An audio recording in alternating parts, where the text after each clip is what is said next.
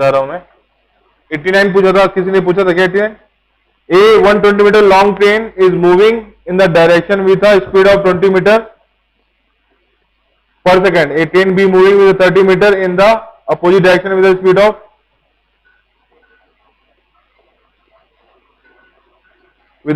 of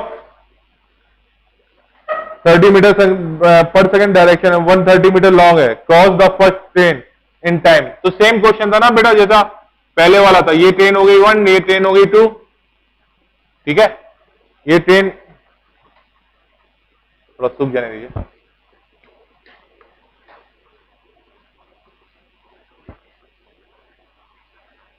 ये train हो गई 1 और ये ट्रेन हो गई 2.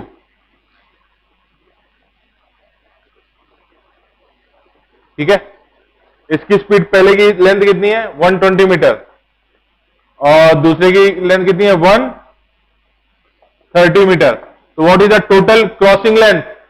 दोनों ट्रेन की क्रॉसिंग लेंथ कितनी हो जाएगी 120 प्लस 130. L1 प्लस L2 हो गया ना.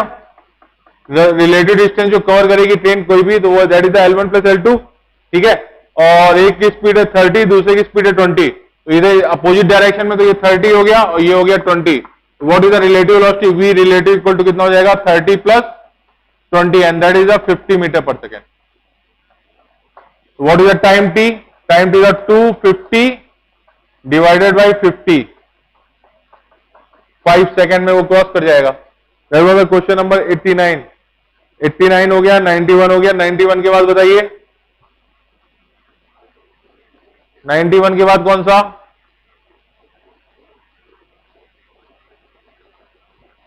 अच्छा हो गया क्या 91? ठीक है. 91 के बाद 89 का आंसर आ गया 5 second. None of this. D is the option ना. तो उसमें तो कोई भी आंसर नहीं है. तो 5 तो कोई भी नहीं है ना.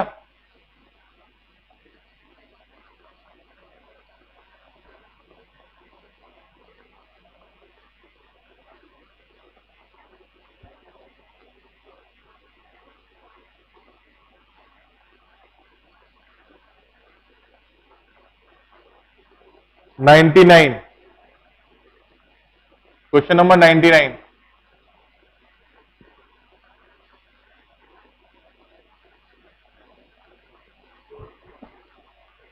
Question number 99. 99 से पहले किसी को कोई पूछ रहा है? 99 से पहले किसी को कोई पूछ रहा है? नहीं. Okay. 99. A train is moving towards east and a car is along north. Both are in the same direction. Car is along north. The observed direct to the car to the passenger in the train is. Okay. एक train जा रही है. ठीक है, ये train किस side जा रही है? ईस्ट की तरफ जा रही है. ठीक है, तो मैं मान लेता हूं velocity of the train is equal to हो जाएगा VTI कैप. पॉजिटिव डायरेक्शन की तरफ जा रही है ना, तो that is the VTI cap. Velocity of the train is the VTI cap. ठीक है, और दूसरी एक कार इधर आ रही है.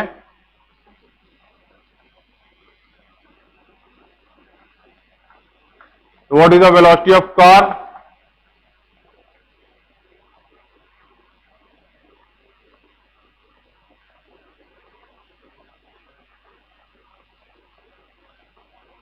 नॉर्थ डायरेक्शन में जा रहा है, तो मैं बोल लेता हूं velocity of the car is what VCI cap. अब वो इससे जा रहा है तो माइनस हो गया. VCI कैप माइनस हो गया. ठीक है, कौन सा 99 था ना. The observe direct of the car to the passenger in the train is. Train का ऑब्जर्वर कार को किस साइड जाते हुए देखेगा? तो the observer of the object car हो गया और ट्रेन से देख रहा है तो VCT होगा ना. And that is equal to what? That is equal to VC minus VT,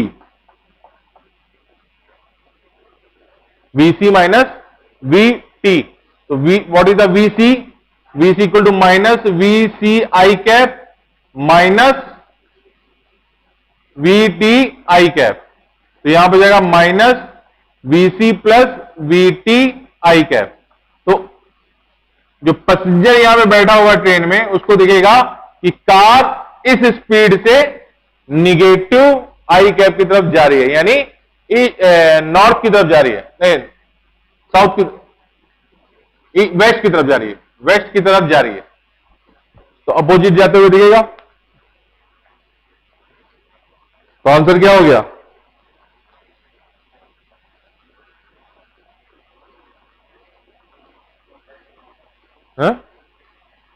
D, A train is moving towards east.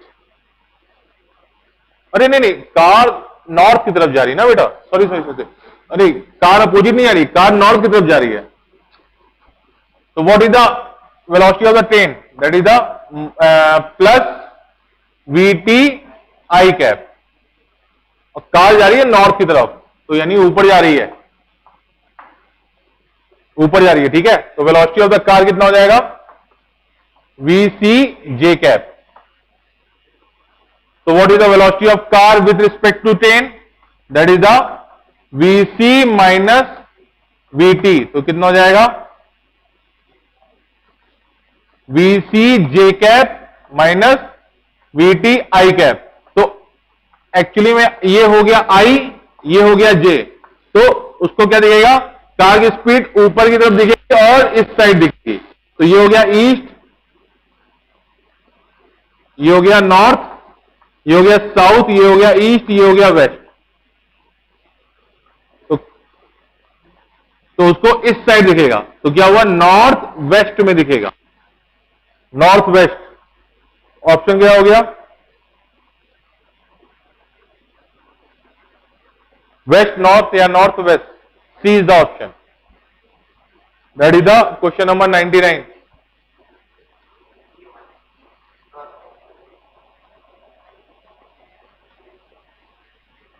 नहीं नॉर्थ वेस्ट हुआ ना, अच्छा वो बी है क्या? अच्छा वो बी है, हाँ बी नहीं है, वो बी है आंसर, ठीक है, सी नहीं है, बी इज द आंसर, ठीक है, सी नहीं हुआ, बी हुआ वहां पे।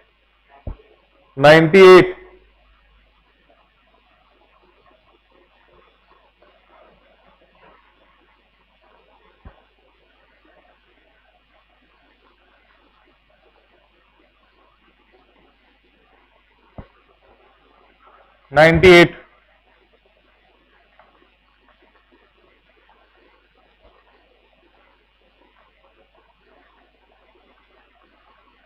A river is flowing from west to east। एक मिनट में दूसरा कपड़ा ले लेते हैं।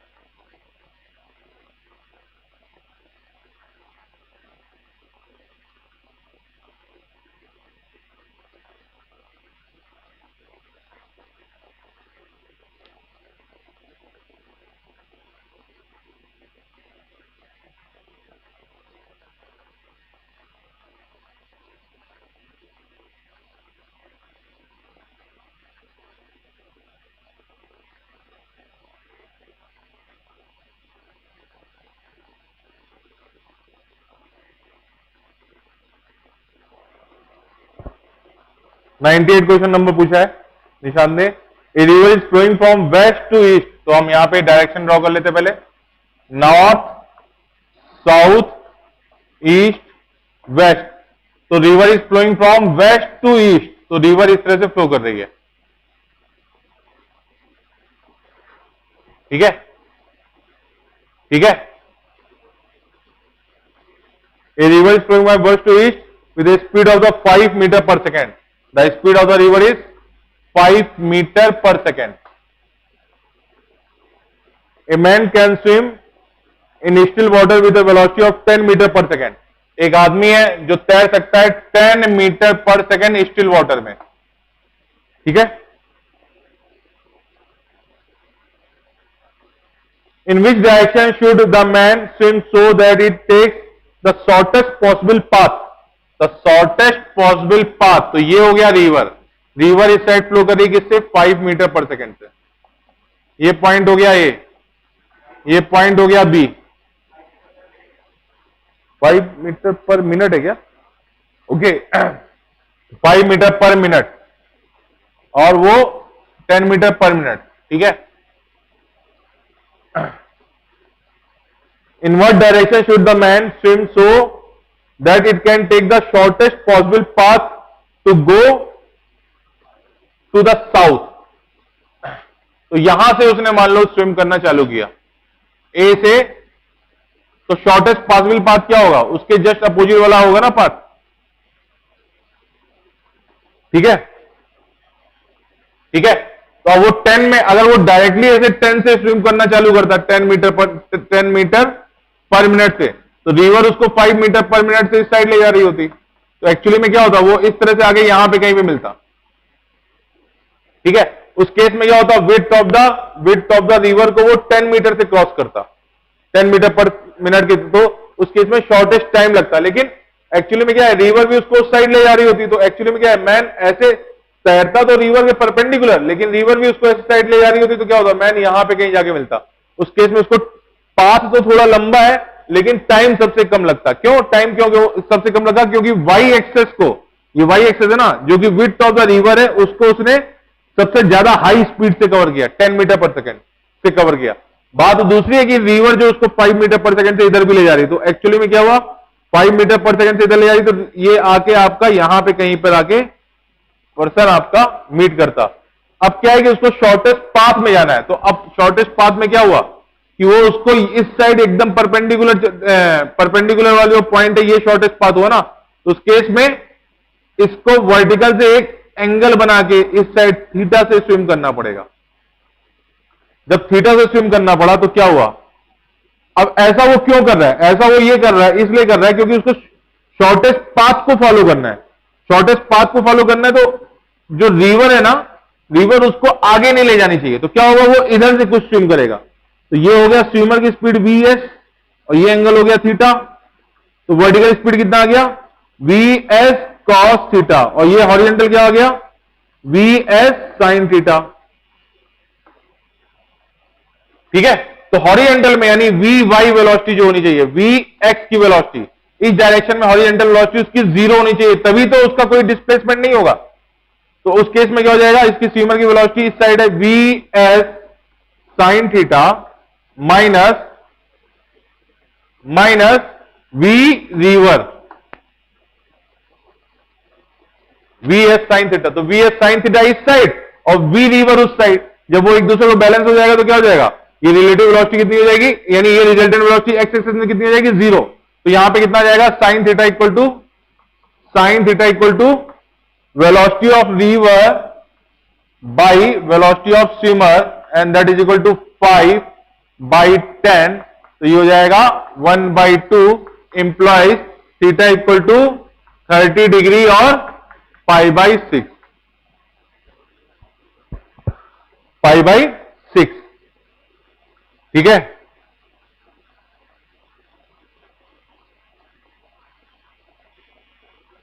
तो कितना एंगल हो गया, 30। अब ये हो गया, ये स्टीम हो गया ना, स्टीम का एंगल ये हो गया। तो डाउन स्ट्रीम क्या हो गया, डाउन स्ट्रीम हो गया इस साइड आ रहा। तो डाउन स्ट्रीम से कितना एंगल बना दिया उसने, 90 + 30, 120। आंसर चेक करो बेटा, इसका कितना आ रहा है। डाउन स्ट्रीम किधर हो गया, इधर हो गया ना, ये हो गया ना। अब द स्ट्रीम क्या हो गया कि रिवर के अपोजिट डाउन द स्ट्रीम हो गया इस साइड। तो उससे कितना एंगल बनाया, ये 30 बन रहा है और ये 90 बन रहा है। तो 90 + 30 कितना हुआ, 120। आंसर चेक करो निशांत, आंसर चेक करो।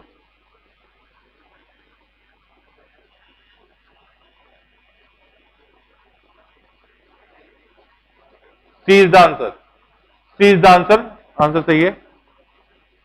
क्लियर है बेटा? ये कौन सा था? 98, 99। इसके आगे कोई क्वेश्चन 100 में? एक्सरसाइज खत्म करनी है। 100, 100 में कोई क्वेश्चन है?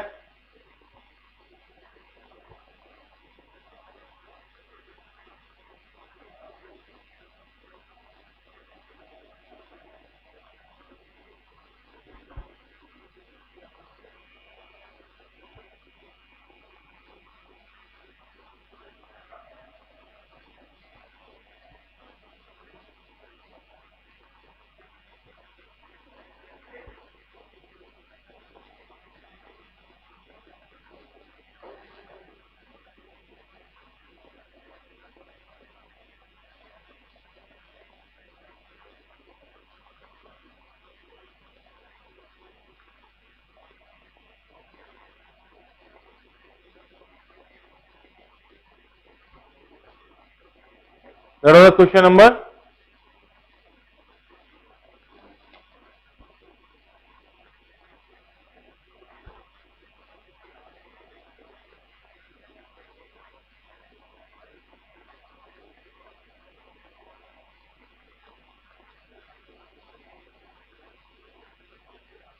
अभी 91 हो गया। हाँ 99, 99 के आगे, 99 के आगे।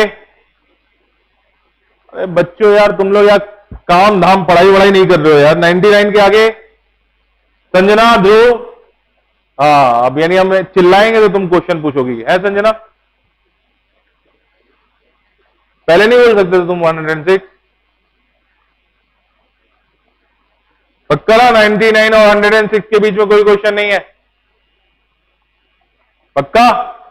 100, 101, 102, 103, 104, 105 हो गया? ठीक है, चलो 106, 106।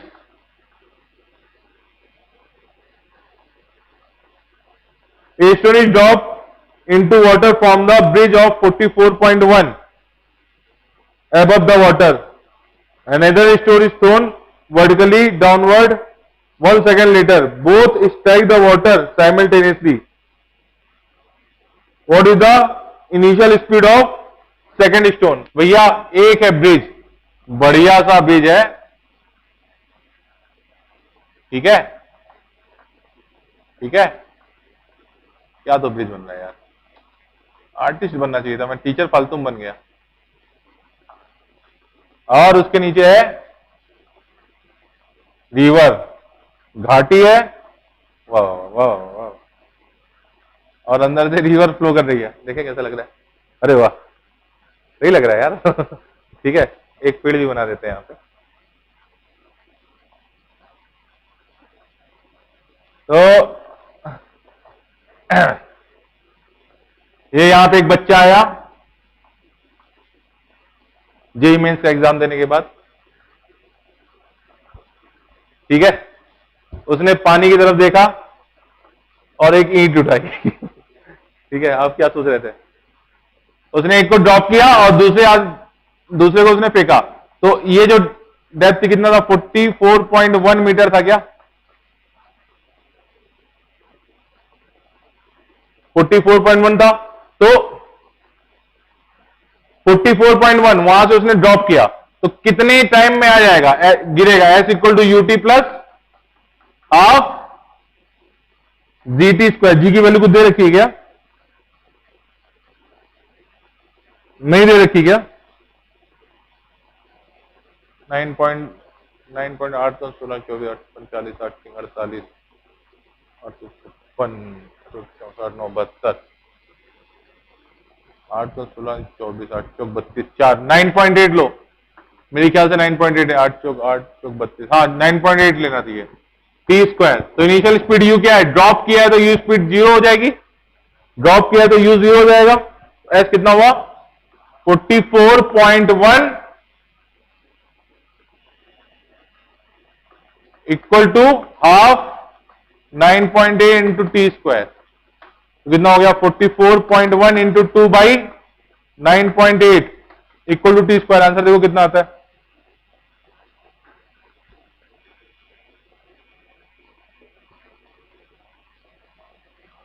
तो 32 8 9 आना चाहिए मेरे ख्याल से, 9 आना चाहिए मेरे ख्याल से। टी स्क्वायर इक्वल टू 9, देखो कितना आ रहा है, 9 आ रहा है क्या, 9 आ रहा है। तो टाइम कितना लगा, T equal two plus minus 3, तो प्लस लोगे 3 सेकेंड, तो 3 सेकेंड लगा उसको ये डिस्टेंस कवर करने में।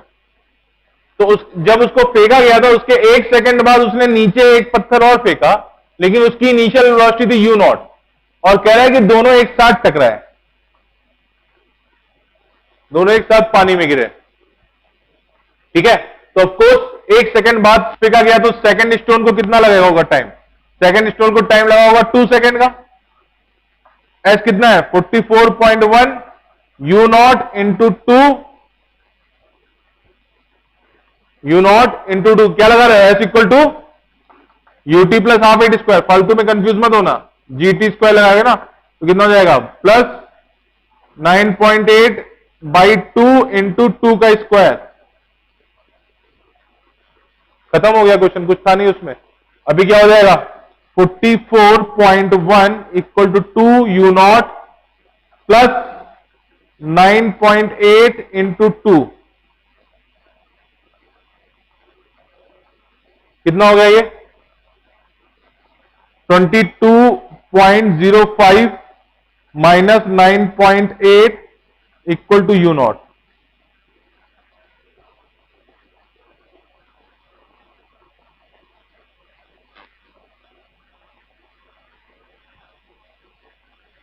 ठीक है, क्लियर है,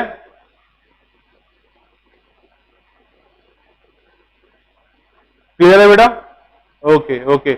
106 के बाद 106 के बाद 107 108 109 110 111, which question 110 108 108,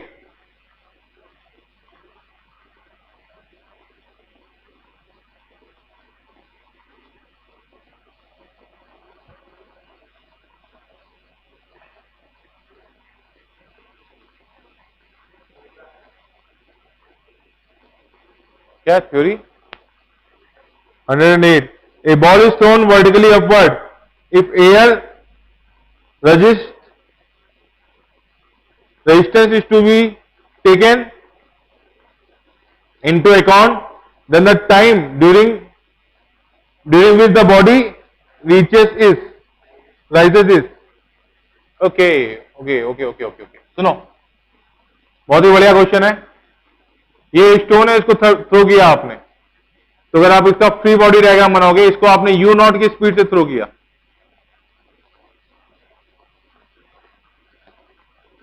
यू नॉट की स्पीड से थ्रो किया।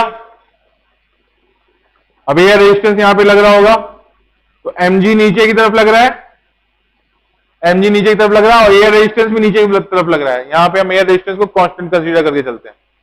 ठीक है, वैसे एयर रेजिस्टेंस जो रेजिस्टेंस होता है वो प्रोपोर्शन टू v होता है।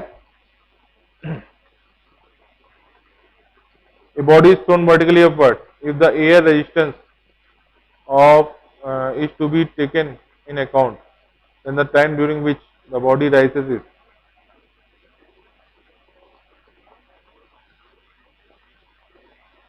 fall। ठीक है, ओके, मैं एयर फ्रैक्शन को मान चल रहा हूं F equal to minus K V. जो एयर फ्रैक्शन होता है that is proportion to V होता है। जितनी तेज आप चलोगे एयर फ्रैक्शन उतना तेज लगेगा। ठीक है, कांस्टेंट नहीं लेके चल रहा हूं मैं। ठीक है, ठीक है बेटा। एयर फ्रैक्शन का जो फ्रैक्शन होता है ये विस्कस फोर्स में भी आपने पढ़ा होगा, that is proportion to V. ठीक है, तो नीचे की तरफ फोर्स कितने लग रहा है, एक mg लग रहा है, तो यहां पे kv का फोर्स नीचे की तरफ लग रहा है, तो नेट फोर्स कितना लग रहा है mg plus kv equal to क्या हुआ m into retardation AR। What is the AR? AR equal to mg plus kv by mass m। ठीक है, तो रेजिस्टेंस फोर्स क्या हुआ, AR इक्वल टू हो जाएगा आपका जी plus we ji plus K by M we. Okay, तो ये हाइट तक गया होगा, यहां पे आके रुक गया होगा, रिटार्डेशन उस टाइम ये लग रहा होगा। अब नीचे आएगा तो क्या होगा, नीचे जब आ रहा होगा तो कितना होगा, एम जी नीचे की तरफ लगा और के वी फोर्स ऊपर की तरफ लगा, तो कितना हुआ, M G minus K V, that is the force downward. अब के वी ऊपर क्यों लगा, क्योंकि ये नीचे आ रहा है ना, और जो फ्रिक्शन फोर्स होता है वो हमेशा मोशन के अपोजिट लगेगा। ठीक है, तो ये कितना हो गया, ये हो गया इक्वल टू एम इंटू ए के बराबर हो गया। तो ए डाउनवर्ड ए डी मैं बोल देता हूं, तो ए डी इक्वल टू कितना हो जाएगा, जी माइनस के बाई एम वी।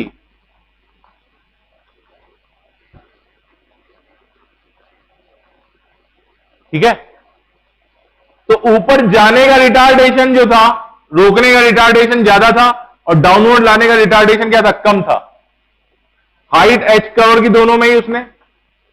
ठीक है, तो अगर आप S equal to V T minus half A T square लगा देंगे, ये फाइनल वेलोसिटी के टर्म में, और वहां पे क्या हो जाएगा, S equal to U T plus half A T square लगा दोगे, तो यहां से क्या हो जाएगा, वी फाइनल वेलोसिटी यहां पे जीरो हो गई, तो वी पुट कर दोगे जीरो। रिटार्डेशन क्या है, ए डाउनवर्ड है तो माइनस साइन रखोगे यहां पे, तो क्या हो जाएगा, पॉजिटिव। ये हाइट एच दोनों के लिए सेम है ना, तो एच इक्वल टू कितना हो जाएगा, 1/2 G plus K by M V into T square. ये एक्चुअली में मैं इसे एज ए कांस्टेंट लिख रहा हूं, लेकिन यहां से आप एक्चुअली में ये गलत है। क्या, क्यों गलत है, क्योंकि द रिटार्डेशन इज वेरिएबल। जैसे जैसे वेलोसिटी बढ़ती जाएगी रिटार्डेशन भी, सॉरी जैसे जैसे वेलोसिटी इंक्रीज होती जाएगी तो रिटार्डेशन भी कंप्लीट होता जाएगा। लेकिन यहां से मैं साफ साफ ये देख सकता हूं कि टाइम इज प्रपोर्शन टू, यहां से ऐसे S equal to UT plus half A T square, एक कांस्टेंट की तरह कंसीडर कर लिया, तो यहां से आपको दिख रहा है एस। अब उसको सॉल्व नहीं करना है, वहां पे उसने रिलेशन पूछा है आपसे, रिलेटिव वैल्यू पूछी है, तो उसके लिए सॉल्व करना जरूरी नहीं है। अगर सॉल्व करना होता तब फिर उसके लिए आप डिफरेंशियल इक्वेशन में जाते, बहुत कुछ ज्यादा जाता। लेकिन यहां पे क्या पड़ रहा है कि वो सिंपल पूछ रहा है कि भाई कितना टाइम लगेगा, तो एस, अब फाइनल वेलोसिटी वीटी जीरो हो गई, तो by twice S by acceleration equal to T square है ना। इसको सॉल्व करते हो, क्लियर हुआ क्या बेटा, नहीं क्लियर हुआ, यू वी को फाइनल जीरो रख दोगे तो ये हो जाएगा twice S by A equal to T square. साफ साफ दिखा है time is proportion to √1/a। तो इसका मतलब वैसे भी अगर ये नहीं करना चाहते तो आप साफ साफ डिस्टेंस एच कवर करनी है ना, इसकी वेलोसिटी यू नॉट थी कुछ।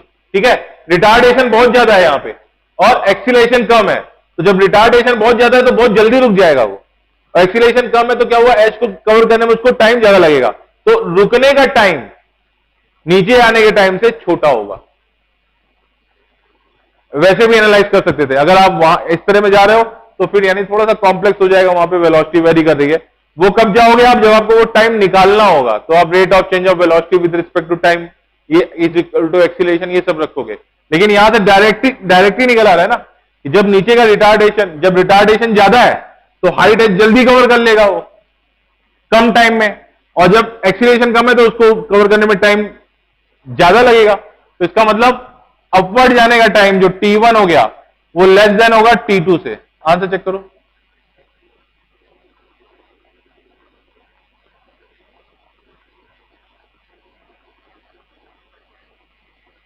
ओके संजना 108 हो गया, 110, 110,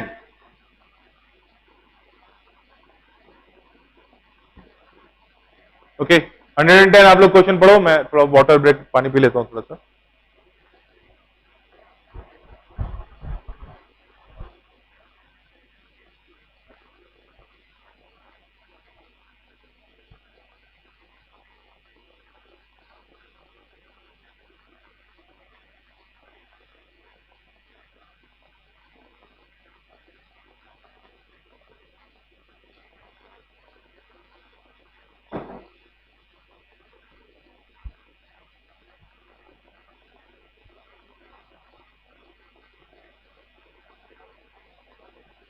Where is the bottle?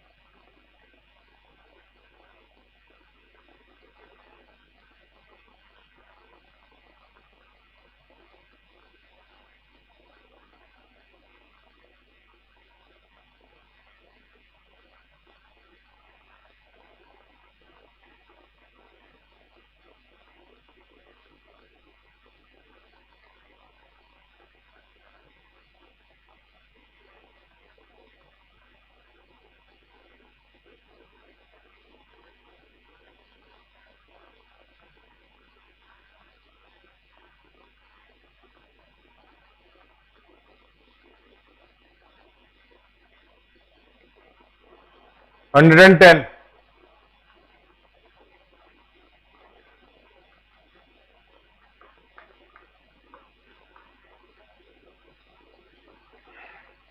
A body is released from a great height and falls freely towards the earth. Another body is released from the same height exactly 1 second later. The separation between the two bodies 2 seconds after the release of the second body. Okay, ये great height है, बहुत ऊंची height है, ठीक है। तो मैंने generalise form में कर रहा हूं इसको।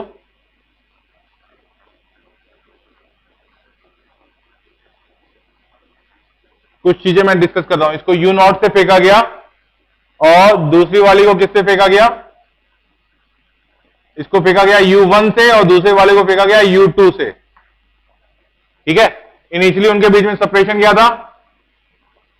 इनिशियली उनके बीच में सेपरेशन 0 था। मैं केस डिस्कस कर रहा हूं बेटा, आपको ये थोड़ा सा ध्यान से देखना है। दोनों के बीच में केस इनिशियली कितना सेपरेशन था? 0 था क्या? ऐसे 0। आफ्टर टाइम t पहले वाले की वेलोसिटी हो जाती है, मान लो v equal to U1 plus GT और V1 हो गया, ये V2 हो गया, that is U2 plus GT, ठीक है। ये हो गया इसका V1 और ये हो गया इसका V2। तो what is the relative velocity between, what is the velocity of V1 with respect to V2? What is the velocity of V1 with respect to V2? That is the V12, that is the V1 minus V2 हो गया ना, ठीक है। तो ये हो जाएगा U1 plus GT minus U2 minus GT, तो GT से GT कट गया, तो that is U1 minus U2। तो this is the velocity of V1 with respect to 2। बोलिए बोलिए, ठीक है। तो अगर इस केस में पूछता है कि 10 सेकंड बाद उनके बीच का सेपरेशन क्या होगा, तो देखो क्या हुआ, इनिशियली उनके बीच की वेलोसिटी कितनी थी? रिलेटिव वेलोसिटी उनके इनिशियली उनके बीच की रिलेटिव वेलोसिटी कितनी थी? U1 माइनस U2 थी। और टाइम t बाद, t एक जनरल टाइम है, कुछ भी हो सकता है, उसके बाद भी उनके बीच की रिलेटिव वेलोसिटी कितना हुआ? U1 माइनस U2 तो हुआ। तो इसका मतलब क्या हुआ? इन दोनों पार्टिकल के बीच का सेपरेशन जो है वो U1 माइनस U2 की स्पीड से कॉन्टिन्यूअस बढ़ता जा रहा है। तो सेपरेशन राइट नाउ यहां पे कितना हो जाएगा? ये सेपरेशन S कितना हो जाएगा? 10 सेकंड बाद। तो S10 इक्वल हो जाएगा आपका 10 into U1 minus U2। Clear है ये कॉन्सेप्ट? देखो, यानी दो लोग हैं, ठीक है, दो लोग हैं, सेम यहां पे क्या हुआ? एक्सीलरेशन वाला टर्म कट गया, तो दो लोग हैं यहां पे। तुम मेरे बगल में खड़े हो, मैं खड़ा हूं, ठीक है। हम दोनों ही 5 मीटर पर सेकंड के, मान लो कि 1 मीटर पर सेकंड के स्क्वायर के एक्सीलरेशन चल सकते हैं। हम दोनों ने एक साथ चलना चालू किया, लेकिन मैंने 10 मीटर की स्पीड से चालू किया और तुमने 5 मीटर की स्पीड से, ठीक है। तो हमारे बीच का जो सेपरेशन है वो 5 मीटर पर सेकंड की रिलेटिव वेलोसिटी से बढ़ता जाएगा ना, ठीक है। तो इनिशियली क्या था तुम्हारे बीच में और मेरे बीच में सेपरेशन? इनिशियली तुम्हारे बीच में सेपरेशन था 0, लेकिन टाइम t बाद तुम्हारे बीच में क्या सेपरेशन होगा? तो relative velocity relative velocity into time T, तो relative velocity into time T वो सेपरेशन हो जाएगा ना, बोलिए, relative velocity into time T का सेपरेशन आ जाएगा ना। अगर 5 मीटर पर सेकंड से हम आप इंक्रीज यानी सेपरेशन बढ़ रहा है तो 10 सेकंड बाद कितना हमारे बीच तुम्हारे बीच में सेपरेशन हो जाएगा, 50 मीटर का, ठीक है। तो इस केस में क्या हो रहा है, अगर दोनों को साथ ड्रॉप किया है, दोनों को साथ ड्रॉप किया है तो उनके बीच में टाइम टी बाद ये सेपरेशन हो जाएगा। लेकिन अब क्वेश्चन क्या बोल रहा है कि एक को ड्रॉप कर दिया, उसके 1 सेकंड बाद ना, 1 सेकंड बाद दूसरे को ड्रॉप किया है।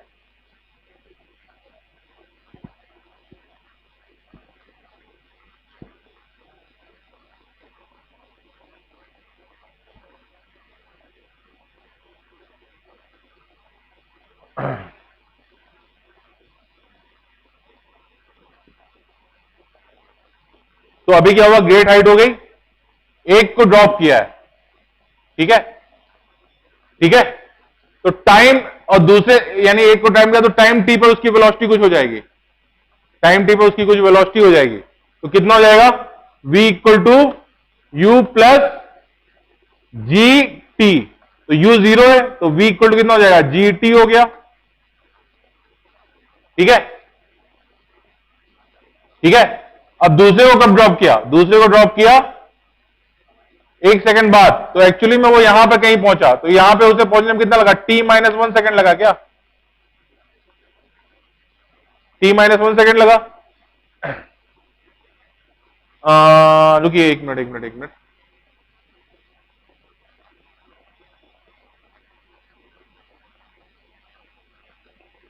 तो इस टाइम इसकी वेलोसिटी कितनी हो जाएगी, v2 इक्वल टू हो जाएगा u plus G into t-1।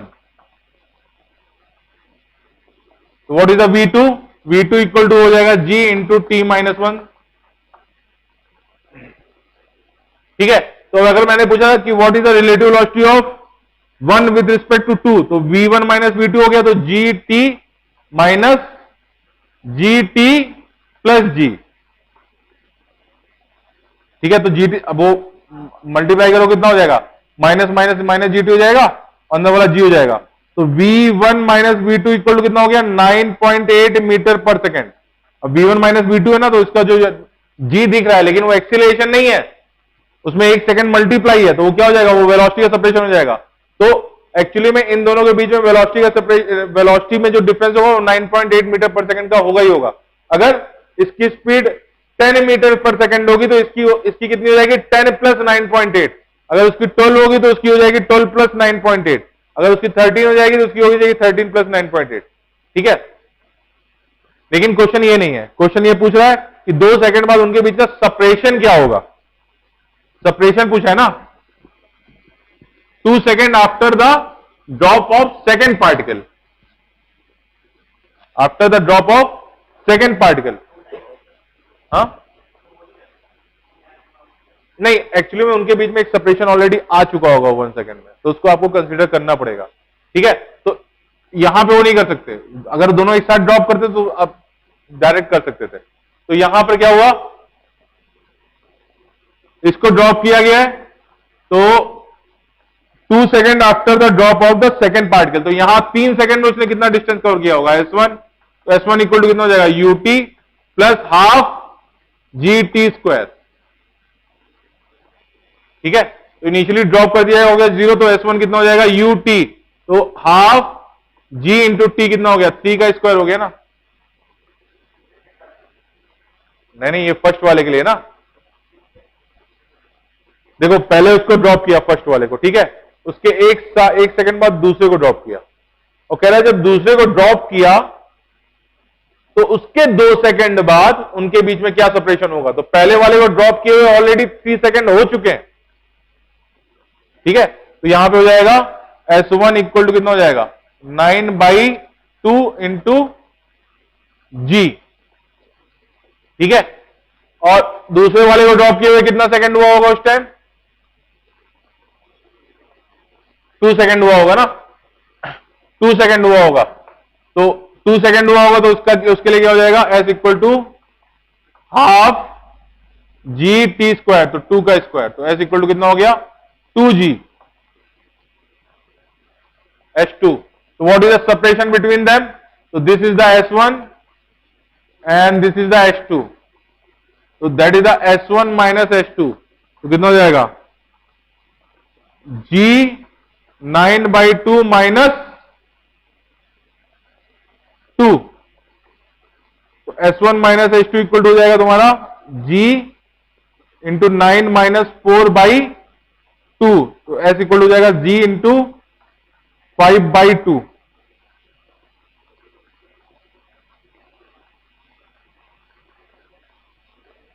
कौन आ रहा है बेटा आपका किसी का?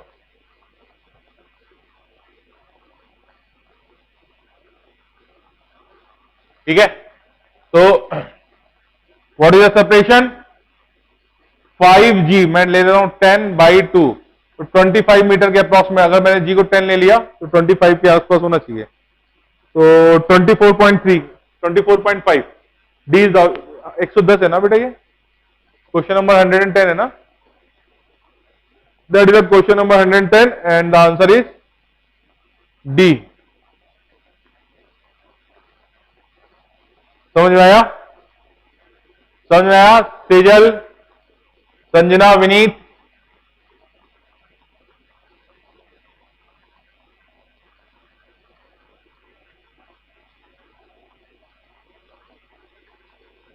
संजना बेटा आपको क्लियर नहीं हुआ क्या? एक मिनट. ओके, सुनो क्या हुआ. पहले वाले को ड्रॉप किया है कब? पहले वाले, ये स्टोन है ना, ये ग्रेटेस्ट हाइट हो गई. तो पहले वाले को ड्रॉप किया तो u इक्वल टू 0 से ड्रॉप किया होगा ना. पहले वाले को ड्रॉप किया तो उसने क्या किया? उसने एक डिस्टेंस कवर कर लिया होगा s का. पहले वाले को ड्रॉप किया, t इक्वल टू 0 पे ड्रॉप किया. ठीक है, तो वो यहां पर कहीं पर पहुंच गया होगा और फिर उसके 1 सेकंड बाद t इक्वल टू 1 पर दूसरे वाले को ड्रॉप किया. तो 2 सेकंड बाद वो यहां पर आ गया. पहला सेकंड प्लस, सुनिए, पहले वाले को ड्रॉप किया तो 1 सेकंड में वो यहां पे कहीं हो गया. ठीक है, और फिर 1 सेकंड बाद उसको वहां से ड्रॉप किया तो उसने नीचे का सेपरेशन क्या कवर किया होगा? 0 कवर किया होगा ना. उसको सेकंड वाले को तो अभी जस्ट ड्रॉप किया है. ठीक है, कह रहा है कि after dropping the second particle what is the separation between these two particle after 2 second. जब दूसरे वाले को ड्रॉप किया तो उसके बाद 2 सेकंड बाद उनके बीच में क्या सेपरेशन होगा? तो पहले वाले को ड्रॉप किए हुए ऑलरेडी 1 सेकंड हो चुका था, फिर 2 सेकंड पे वो यहां पर आ गया होगा. तो let this distance is what? S1. अब दूसरे वाले को ड्रॉप किए हुए कितना टाइम निकला? 1 सेकंड बाद ड्रॉप किया है ना, लेकिन 2 सेकंड हो गए होंगे ना उसको डिस्टेंस कवर करते करते. तो दैट इज द S2. तो what is the S2? S1 equal to कितना हो गया? S1 इक्वल टू हो गया हाफ GT, यानी कितने का स्क्वायर? 3 का स्क्वायर. पहले वाले को ड्रॉप किए हुए 3 सेकंड हो चुके हैं और दूसरे वाले को ड्रॉप किए हुए 2 सेकंड हुए. तो S2 इक्वल टू कितना हो जाएगा? हाफ G2 का स्क्वायर. तो what is the separation? S1 minus S2 हो जाएगा ना. तो G/2 इंटू 3 का स्क्वायर माइनस 2 का स्क्वायर कितना हो जाएगा? G/2 into 9 minus 4, that is 5G/2. Clear तो था बेटा? इसमें क्या था? अभी क्लियर हुआ क्या संजना? ओके, 110 के बाद 115, 115, 110 से लेके 115 के बीच में कोई डाउट?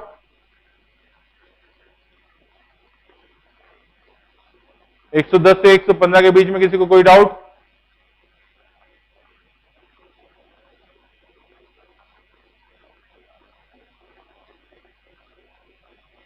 कोई डाउट नहीं है. ठीक है, 115. ए फ्रैक्शनलेस wire AB is fixed on the sphere of radius r. A very small spherical ball slips on the wire. The time taken by the wire to slip from A to B. अच्छा question है.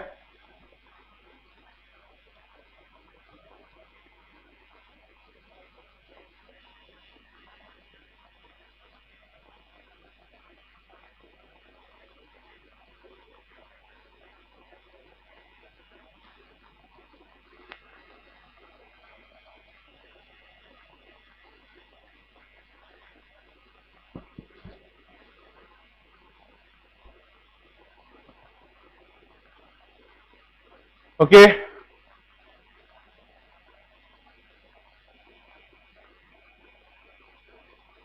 एक circular wire है, circular shape का कुछ है, जो भी है, यहां से ये इसका डायमीटर हो गया और इसके टॉप से एक थीटा एंगल पर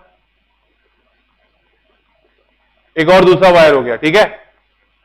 और ए से एक पार्टिकल को छोड़ा गया है, यहां से छोड़ा गया है दिस ए से, और यहां बी तक आता है वो, इसमें इस तरह से छल्ला टाइप का कुछ है, तो यहां पर कहीं पर आ गया होगा, तो कह रहा है ए से उसको रिलीज किया गया यू इक्वल टू 0 से, तो बी पर आने में उसे कितना टाइम लगा होगा, ठीक है।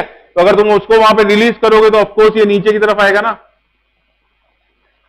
क्लियर, क्लियर, बोलिए, ठीक है। तो सबसे पहले तो आपको ये लेंथ निकालनी है, तो आपने ये ले लिया सेंटर, ठीक है। मान लो सेंटर यहां पर है, तो ये आपने लाइन ड्रॉ कर दी, तो ये हो गया आर, ये हो गया आर, ये हो गया एल। Clear, clear. तो अभी ये ट्रायंगल हो गया क्या, ये ट्रायंगल हो गया।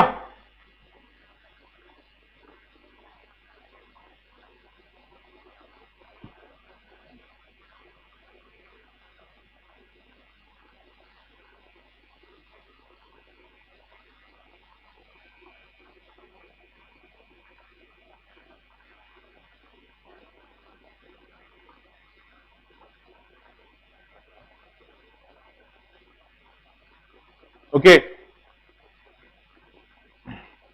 ये थीटा है तो ये कितना है, ये आर है तो ये आर है, ठीक है। अगर ये थीटा है तो ये भी थीटा हो गया। क्लियर, एक ट्रायंगल जिसकी लाइन सेम है उनके आमने सामने के लेंथ भी सेम होती है, तो ये कितना हो जाएगा, ये हो जाएगा 2 पाई माइनस थीटा। तो ट्रायंगल लॉ लगा दोगे आप। ट्रायंगल लॉ क्या होता है, A by sine A equal to B by sine B equal to C by sine C, ठीक है। तो L by sine 2 pi minus theta equal to R by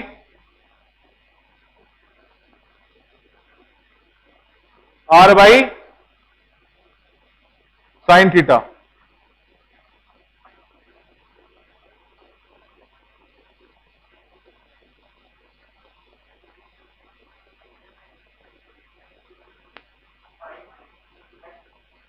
अरे pi minus 2 pi minus theta, pi minus theta होता है, वही मैं कह रहा हूं, रेडियस रेडियस सेम आ जाता है। पाई माइनस 2 थीटा होगा, पाई माइनस 2 थीटा। ये एंगल कितना हुआ, ये थीटा हुआ, ये थीटा हुआ, तो ये कितना हो गया, पाई माइनस 2 थीटा हुआ। हाँ हाँ हाँ सही, रेडियस वाइज सेम नहीं आना चाहिए। तो that is a pi minus 2 theta. Clear. तो एल पाई माइनस थीटा कितना हो गया, पाई माइनस एंगल थीटा कितना होता है, sine pi minus, that is equal to sine theta ना। तो L by sine 2 theta equal to R by sine theta, ठीक है। एल इक्वल टू कितना हो गया, R sine 2 theta by sine theta. तो एल इक्वल टू कितना हो गया, 2 sine theta cos theta into R by sine theta. Cut गया साइन थीटा से sine theta. L equal to कितना हो गया, 2 कॉस थीटा इंटू आर। बोलो बेटा, ये डिस्टेंस हो गई एल की, जो कि हमें निकालना जरूरी थी। अब क्या है, अब फ्री बॉडी डायग्राम देखना पड़ेगा। तो ये वायर है, ये वो वायर है, ये वर्टिकल एंगल कितना बना है, थीटा। तो इस साइड एमजी इस साइड लग रहा होगा क्या, एमजी इस साइड लग रहा होगा। तो अगर ये एंगल थीटा है तो ये दोनों लाइन पैरेलल है, तो ये वाला एंगल थीटा हो गया ना, ठीक है। तो परपेंडिकुलर हो जाएगा, क्या हो जाएगा, ये एमजी साइन थीटा, और ये क्या हो जाएगा, एमजी कॉस थीटा, ठीक है। तो एमजी कॉस थीटा का फोर्स इसको इस साइड लग रहा होगा, तो इस एक्सेस में एमजी कॉस थीटा का फोर्स लग रहा है क्या बेटा, एमजी कॉस थीटा। तो वो उसके मास एम को एक एक्सीलरेशन ए वाई देगा। तो what is the A Y, G cos theta. अब इस साइड का जो एक्सीलरेशन है, अब क्वेश्चन बहुत सिंपल हो गया। डिस्टेंस कितनी हो गई? एल हो गई। इस साइड एक्सीलरेशन कितना हो गया? उसको मैंने बोल दिया ए वाई, और यहां से रिलीज कितना हुआ? यू इक्वल टू 0 से। तो उसने टाइम पूछा है, तो एस इक्वल टू क्या करोगे? S equal to UT plus half A T square लगा दोगे। तो what is the S? S equal to L, and what is the L? 2r cos theta 1/2। What is acceleration A? 2, नहीं acceleration ए कितना आया था? कहां लिखा? कहां यार मैंने कहां लिखा भाई? वो G cos theta, G cos theta T square. ठीक है, तो 4r बाई जी, कॉस से कॉट कर गया, that is the time, under 4r by G. See time T कितना आया? टाइम टी आया 2 under root R by G. एक बात गौर कर रहे हो क्या? एक बात आपने गौर की क्या बेटा? संजना समझ में आया? सेजल समझ में आया? सेजल संजना समझ में आया क्या ये? संजना, विनीत, विनीत,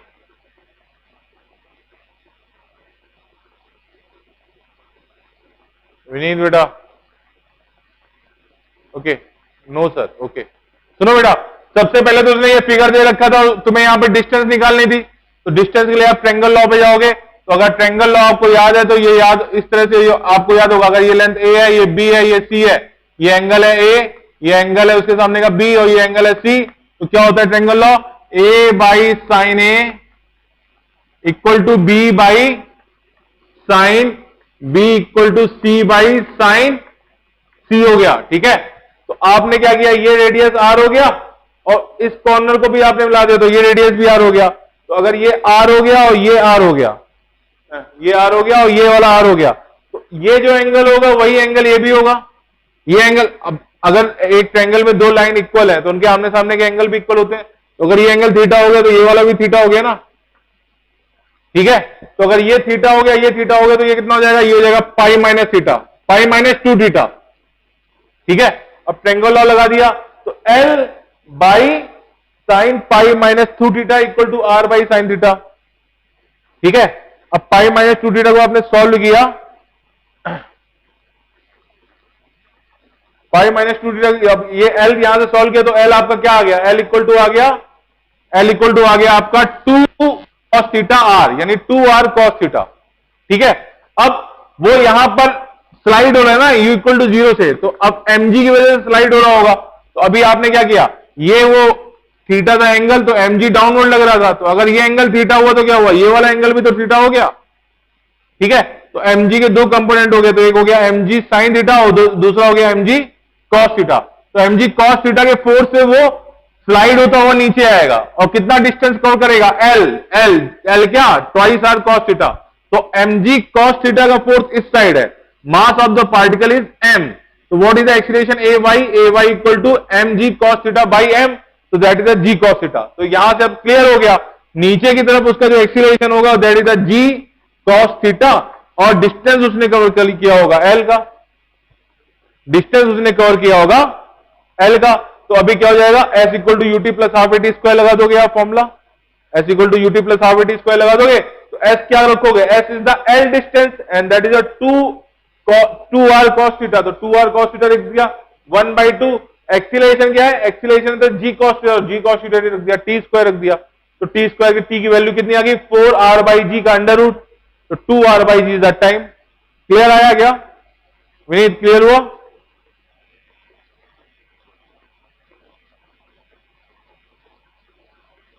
ओके, तो अभी यहां पे एक चीज और देखने को मिल रहा है, डजंट मैटर। अब यहां पे जो टाइम है ना थीटा का इंडिपेंडेंट है, तो डजंट मैटर आप उसको कैसे रखोगे इस कॉर्नर से अगले कॉर्नर। अगर मान लो थीटा इक्वल टू कुछ और हो गया तो ये डिस्टेंस हो गया ना।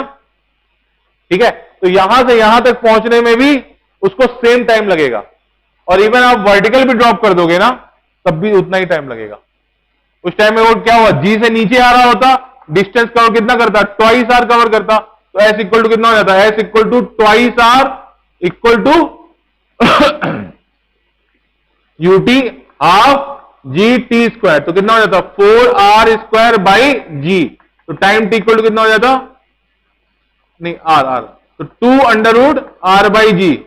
तो यहां से साथ साथ दिख रहा है कि doesn't matter what is theta, जितना टाइम इसको यहां से यहां तक आने में लगेगा ना, तो किसी भी लाइन को अगर आप कॉर्ड ज्वाइन कर दोगे तो उस कॉर्ड को कंप्लीट करने में उसको उतना ही टाइम लगेगा। थीटा का फंक्शन ही नहीं आ रहा है ना उसमें, तो इंडिपेंडेंट ऑफ थीटा हो गया। समझ में आया कि बेटा कॉन्सेप्ट, समझ में आया? ठीक है, कल का होमवर्क है आपका एक्सरसाइज नंबर 2। एक्सरसाइज नंबर 2, चलिए वो साउंड वेव का असाइनमेंट निकाल लीजिए।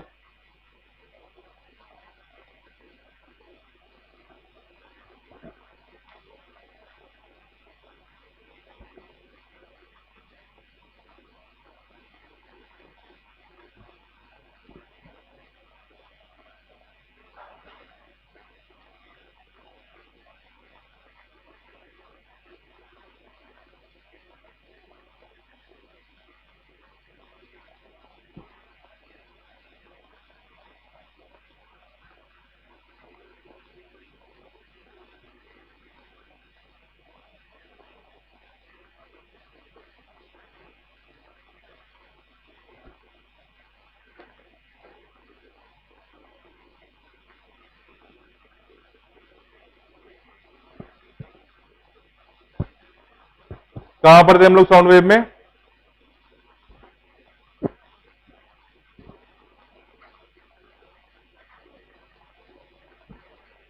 Longitudinal wave in a medium और अ गैसेस में स्पीड में हम कर चुके थे, that is the under root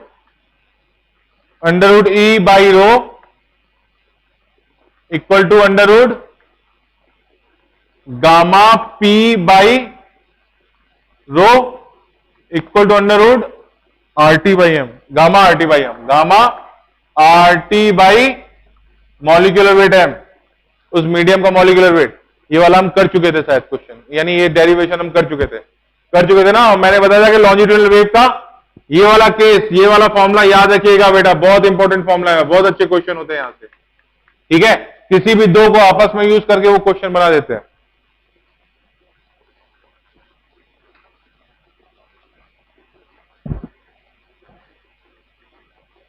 page number 103,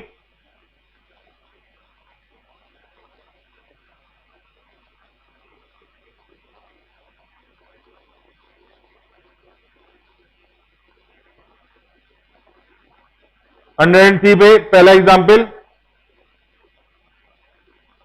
A piezoelectric quartz plane of thickness, तो यहां पे थिकनेस दे रखी है, ठीक है, थिकनेस दे रखी है वहां पे उन्होंने, और दे रखी है उसकी थिकनेस टी को दे रखा है कितना, 0.005 मीटर उसकी थिकनेस दे रखी है।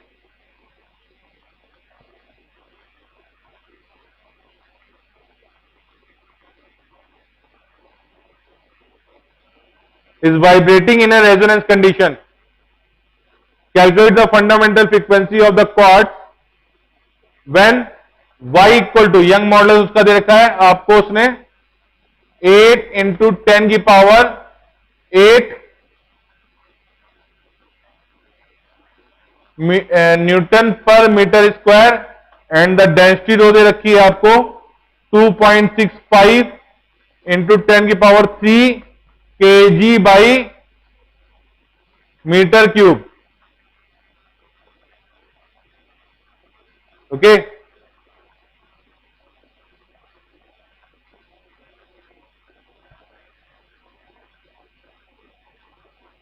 तो कह रहा what is the fundamental frequency,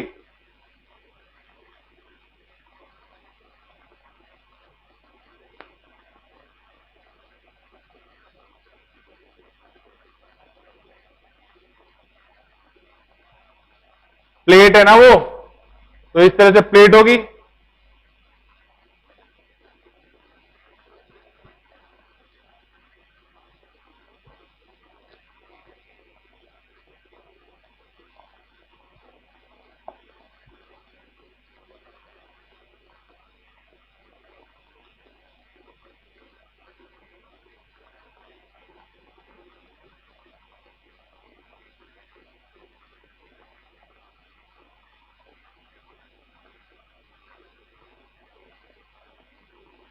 तो what is the fundamental frequency? देखो स्पीड ऑफ द साउंड इसमें बहुत इजीली निकल आएगा।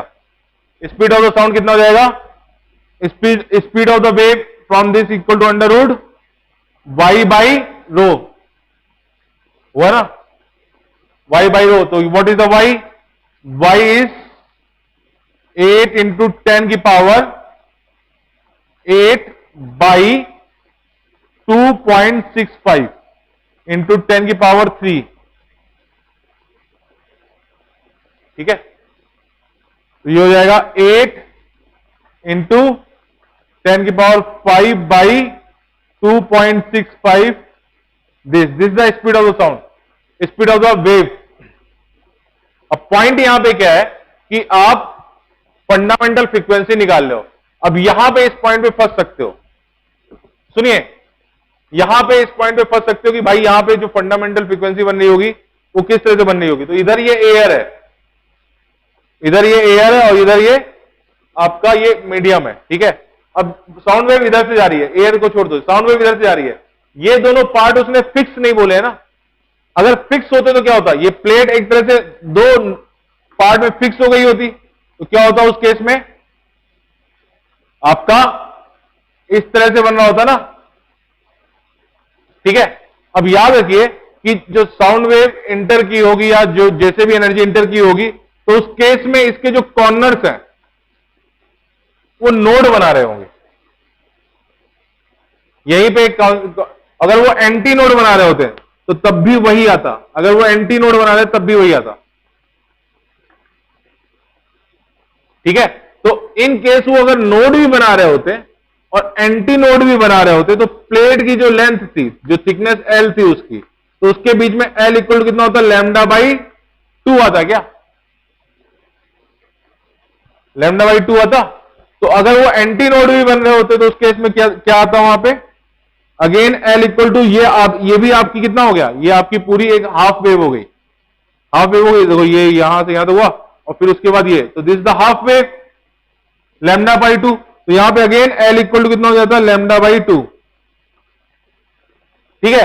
तो इस पॉइंट पे आप कंफ्यूज हो सकते थे कि सर वो जो उसमें वेव जा रही होगी तो उसके कॉर्नर के बीच में क्या बन रहा होगा। तो अगर वो नोड भी बन रहे होते तो फ्री होता और एंटी नोड भी बन रहे होते तो अगर वो नोड बन रहे होते तो फिक्स होता, तब भी उनके बीच का डिस्टेंस लैम्डा बाई 2 आता फंडामेंटल केस में। अगर वो एंटी नोड भी बन रहा होता तब भी उनके बीच में लैम्डा बाई 2 का ही आता वेवलेंथ। तो यहां से क्या हो जाता? यहां से लैम्डा इक्वल टू कितना आ गया? Twice L. तो वेवलेंथ जो पहली वेवलेंथ थी वो आ गई, v यहां से आ गया, v यहां से आ गया ना, तो v इक्वल टू कितना हो जाता? n into lambda, that is equal to twice L. What is the n? Fundamental, that is the v by twice L. तो यहां पे इस पॉइंट पे कंफ्यूज मत होना कि नोड बन रहा है या एंटी नोड बन रहा है,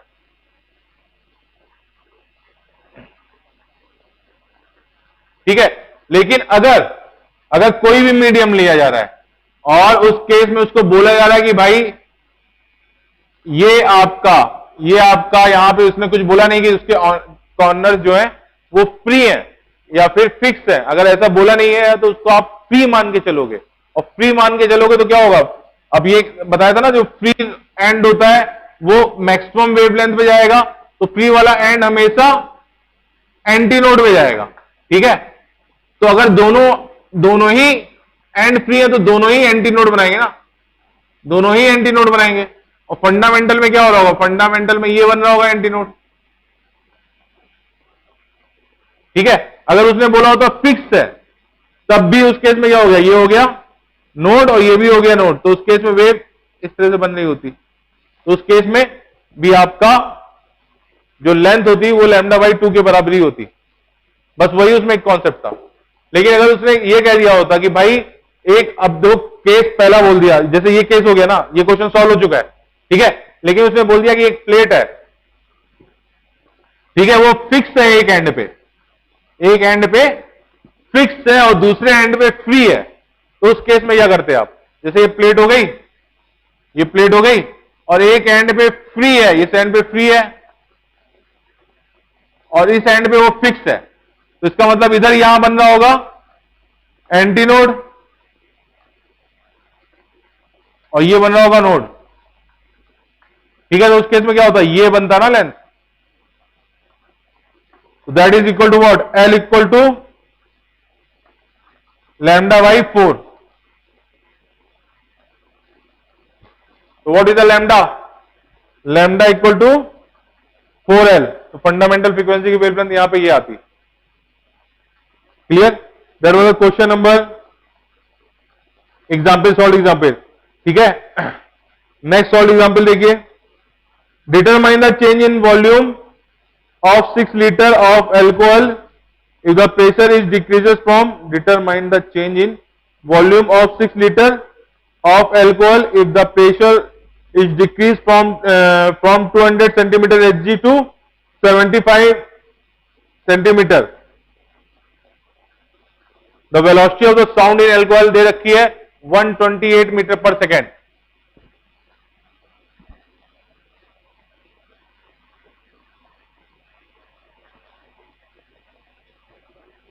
velocity of the sound in alcohol is equal to रखा है 1280 मीटर पर सेकेंड. ठीक है,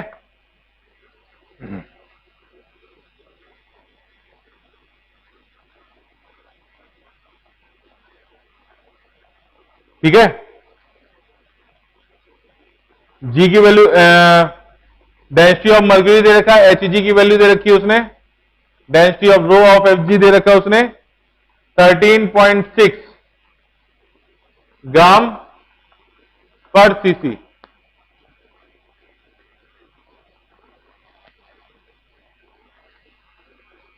determine the change in volume of 6 litre of alcohol in the present in if the pressure is decreases from this to this.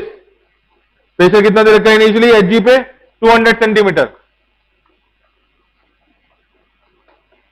H G. ठीक है, ये कैसे होता है, ये प्रेशर निकाला जाता है यहां पे, एटमॉस्फेरिक प्रेशर अगर यहां पे, तो वो जितना यहां पर अगर जो बैरोमीटर वहां पे बता रहा है, जितना हाइट पे बैरोमीटर पे मर्करी आ जाएगी, तो उसके प्रेशर को हम वहां पे एचजी में मेजर करते हैं.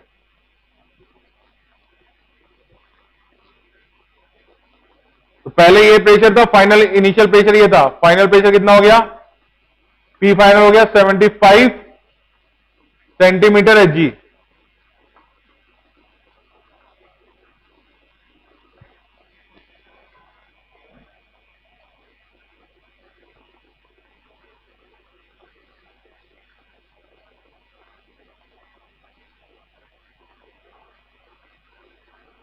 बताइए,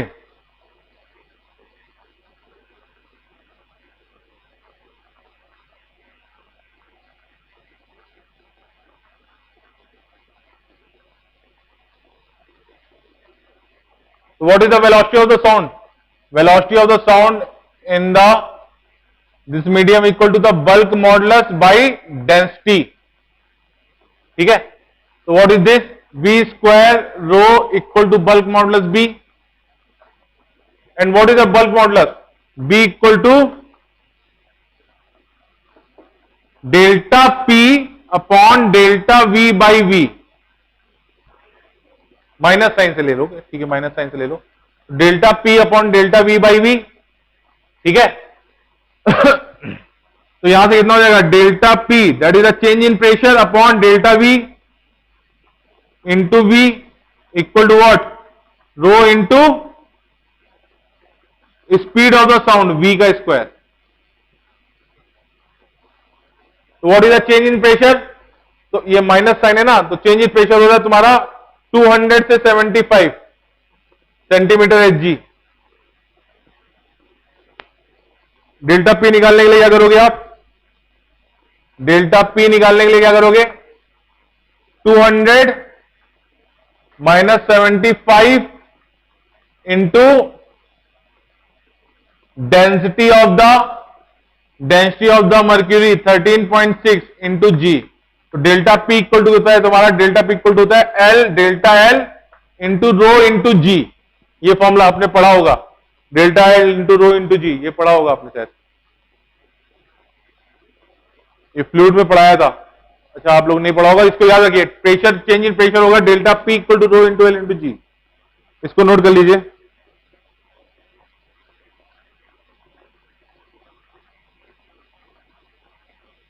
ठीक है, तो डेल्टा पी आ गया आपका। डेल्टा पी कितना आया, डेल्टा एल कितना आ रहा है आपका 120 sorry 200 minus 75 into rho. Density कितनी है 13.6 दे रखी है, 13.6 gram per CC into 9.81।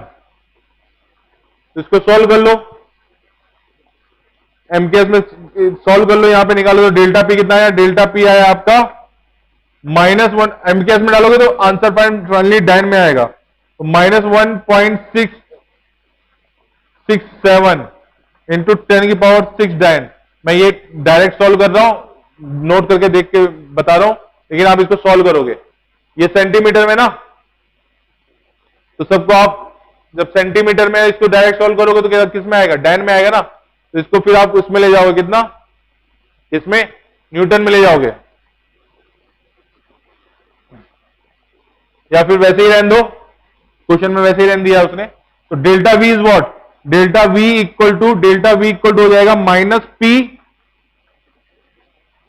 Minus delta P into V by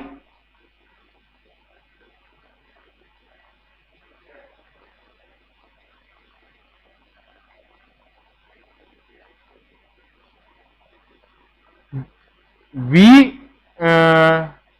नहीं, आपको क्या निकाला, डेल्टा पे निकाला ना, बाई रो वी का स्क्वायर। ये क्या हुआ, स्पीड ऑफ द साउंड का स्क्वायर।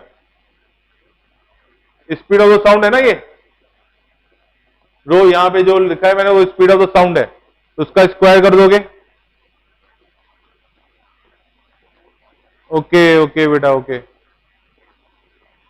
ठीक है, इसको रोकते हैं फिर आज। डेल्टा वी आ जाएगा ना, यहां से आ जाएगा, यहां से डेल्टा वी आ जाएगा ना। वॉल्यूम वहां पे उसने दे रखा है 6 लीटर, इनिशियली 6 लीटर बोल रखा है ना, तो उसको सेंटीमीटर क्यूब में कन्वर्ट करेंगे।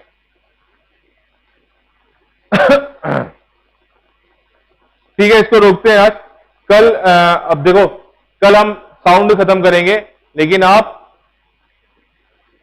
एक्सरसाइज काइनेटिक केटीजी का काइनेमेटिक्स का एक्सरसाइज नंबर 2 सॉल्व कर लो। 2 दिन में सॉल्व कर दो, तो परसों उसको हम सॉल्व करेंगे। बेटा नेट की वजह से हमें क्लास एक कम करनी पड़ी है मॉर्निंग की, लेकिन जो लोग विजिट कर रहे हैं यहाँ पे वो उसको करके आए।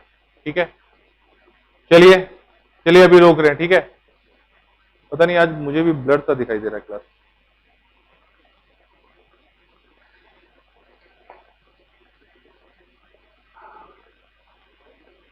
चलिए बाय बेटा।